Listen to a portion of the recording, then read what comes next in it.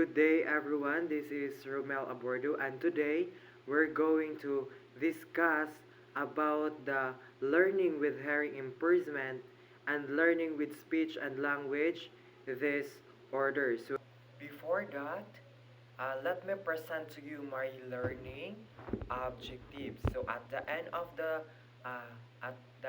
the discussion, the student are able to discuss the types and communication characteristic of learning with hearing impairment and speech language disorder through a graphic organizer or concept map.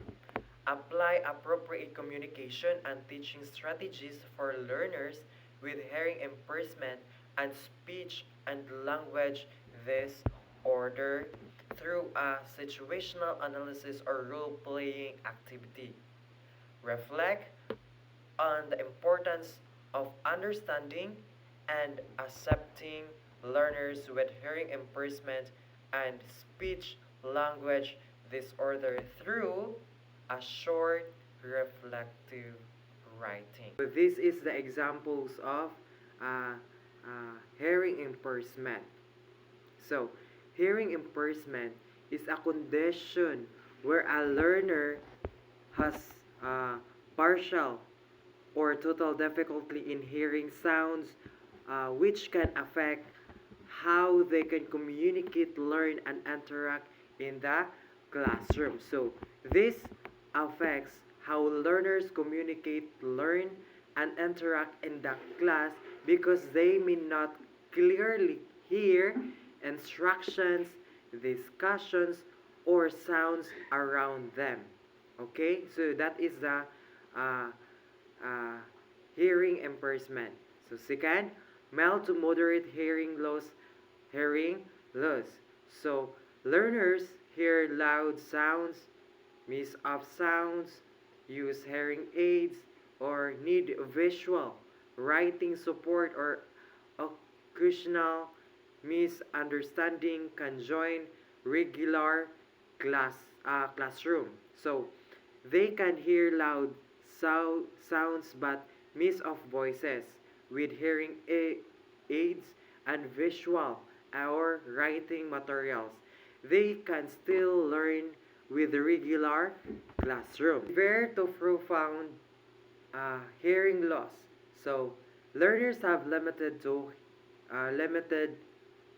no hearing, rely on sign language or writing instruction need and and and intensive support. So these learners hear very little or nothing at all. They need sign language, written instructions, and special support to understand sa lesson so that the learners will truly understand your discussion or your lessons. Okay? So, next, contextual differences in hearing loss. So, uh,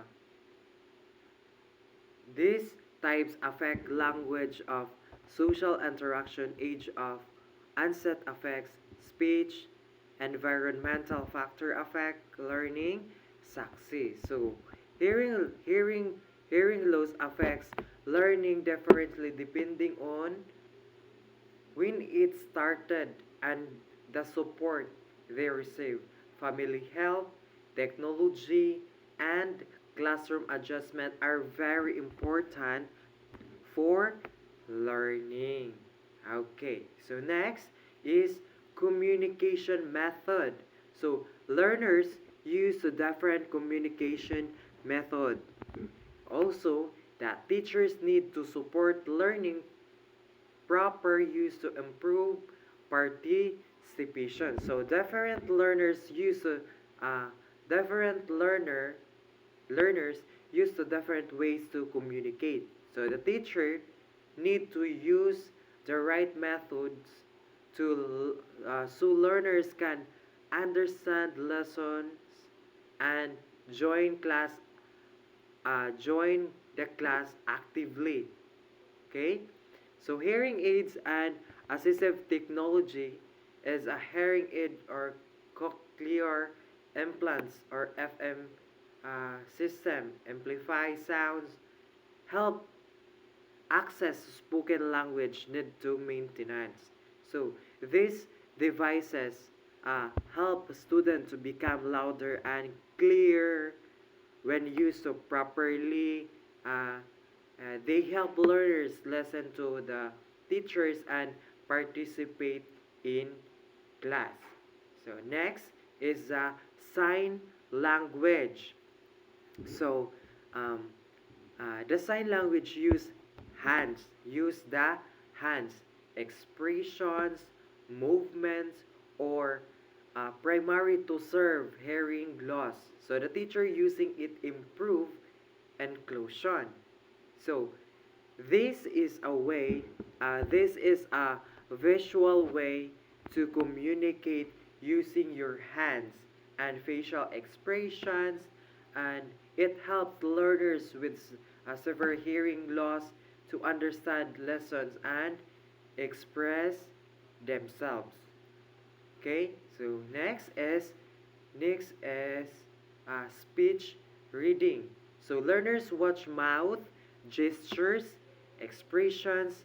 The teachers speak clearly and slowly, best with a visual support. So um, the learners understand speech by watching the speaker's mouth and face.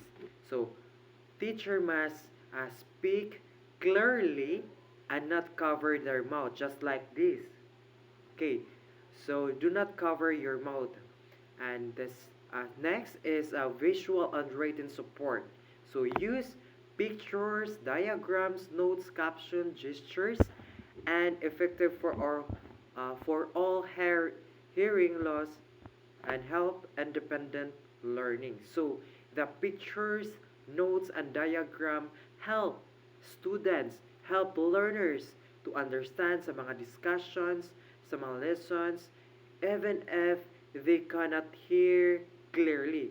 But it is because of the pictures that you show, this makes learning easier and more is easy to understand the lessons or the topic. Okay? So now let's proceed. Importance of understanding hearing impairment. So first is academic impact. So difficulty in reading, spelling, and understanding the verbal instruction without proper support. So without support, learners may find it uh, hard to read, spell, and follow verbal instruction during discussion. Then social impact. So limited communication may cause isolation and low participation in group activities. So learners may feel left out or shy to join group activities because uh, communication is difficult. Okay? So the teacher's rule. Teachers should adjust teaching method, use a visual aids and assistive, assistive technology, and promote inclusion and communication development. So teachers should adjust teaching style, use visual aids and technology. Now it's very rampant today, and help learners feel included in class. Okay, so next is speech and language disorder.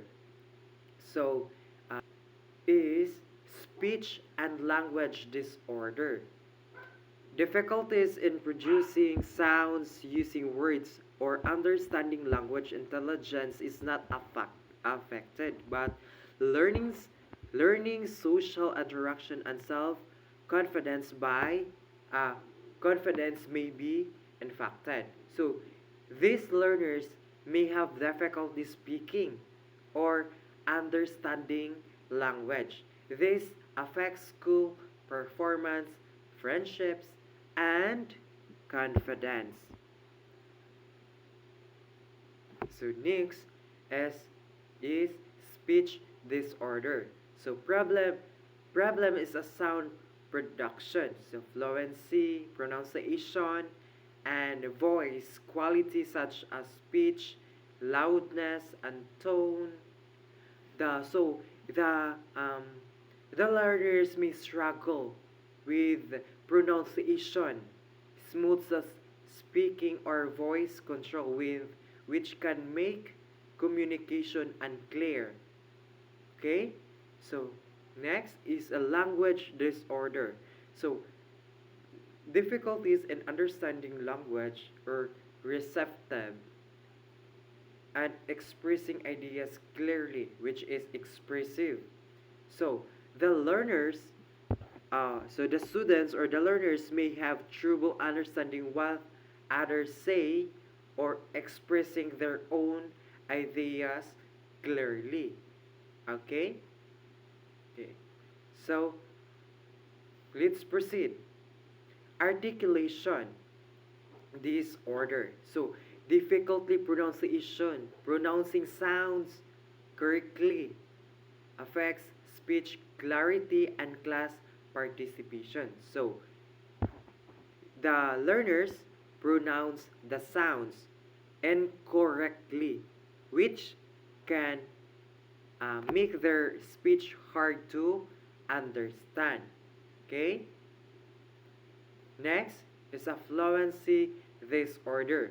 So the problem which with speech flow like stuttering, repeating or prolonging sounds affects speaking confidence. So uh, the learner's speech may have the interruptions like stuttering, making learners feel shy or nervous when speaking. So it affects.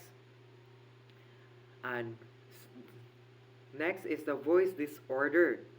So problem with pitch, loudness, or voice quality. So makes communication less effective. So this the learner's voice may sounds different or unclear, which affects effective communication. So the next is receptive language disorder. So difficult understanding and instructions, questions, and concept. So the learners or the student may not fully understand sa mga instructions, sa mga questions during sa lessons or sa discussions. Okay? So, next is expressive language disorder. Difficulty expressing ideas, forming sentences, and using correct vocabulary and grammar. Okay? So, the learners struggle with grammar, vocabulary, and sentence formally when trying to express themselves. Okay? So, communication challenge. These are the communication challenge. First is the academic challenge. Difficulty in reading, writing, comprehend, understand the lesson, misunderstandings, the instructions. So the learners may struggle in writing, reading, and following the instructions, the following classroom lessons. So next is a social challenge. So difficulty expressing the thoughts, may avoid group activities or presentations. So that's so they may avoid speaking or joining the activities because communication is difficult. Okay? So that's why. So next is the emotional challenges. So frustration, anxiety, and low self-esteem due to communication difficulties. So the students or uh, the learners may feel frustrated, anxious, or lose confidence sa iyang nga kaugalingon when they cannot express themselves. Okay? So, next is the strategies to support learners. First is clear instruction. Use short, simple sentences with clear articulation and repetition. So, the the short and a simple instruction help learners, help students to understand your lessons, to understand your discussion better. Okay? So next is the extra response time. So allow processing time, avoid rushing learners. Okay? So giving learners more time helps them to think and answer without pressure, because your learners, we need to share their thoughts, your ideas about what about sa imo nga gidiscuss. Okay? So next is encourage participation. So use positive reinforcement and gentle corrections. So positive feedback helps also sa mga learners, help also sa mga student feel confident and willing to participate. Dili kay pasagad ra taog sulti something nga feedback para sa ilaha. Okay? So, next is a visual aid and gesture. So, use a pictures, diagrams, and written instruction. So, pictures and sa mga gestures, kana magamit-gamit sa mga kamot, help explain lessons, discussions to easy to understand sa mga bata. Okay? So, next is modeling correct speech, which is repeat correct words and phrases naturally. Why? When teachers speak correctly, learners can copy proper pronunciation. So that's why the learners will truly understand, or the learners can copy their proper on how to pronounce this, on how to understand this word. Okay? Next, supportive environment to promote fair support, inclusivity, and patience. So, a kind and patient in classroom helps also sa mga students, to our learners, feel safe and supportive. Okay? So, that would be all our discussion this day, and I hope you learned something about the learning with hearing impairment and learning with speech and language disorder.